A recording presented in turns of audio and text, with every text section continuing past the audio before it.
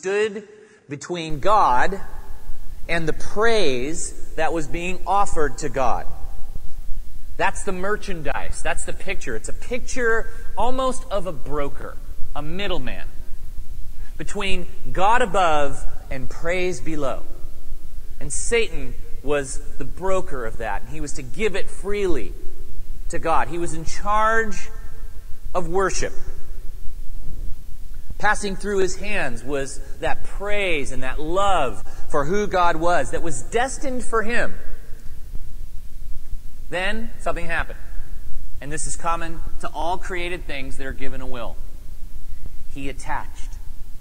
He attached some of the worship that was supposed to pass along to God to himself. He attached some of the authority which belonged to God to himself. He attached himself to the orders that God was giving, and he hijacked them, wanting to give some of his own under his own authority. He attached to his own beauty and magnificence and power. And then he started feeling entitled to receive a little adulation himself. In business terms, we call it embezzling.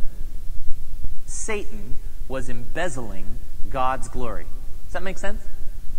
He was embezzling what was intended for God, and he took it upon himself. So here in the file, we see the origin of all evil. Satan attached. You see, there's only one will in heaven, and it's the Lord's will. It's the will of Jesus Christ. It's the will of God.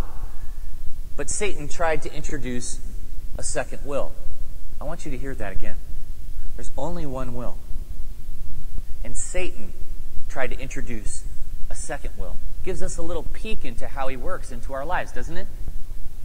There's God's will, and there's God's plan, and then there's a second will.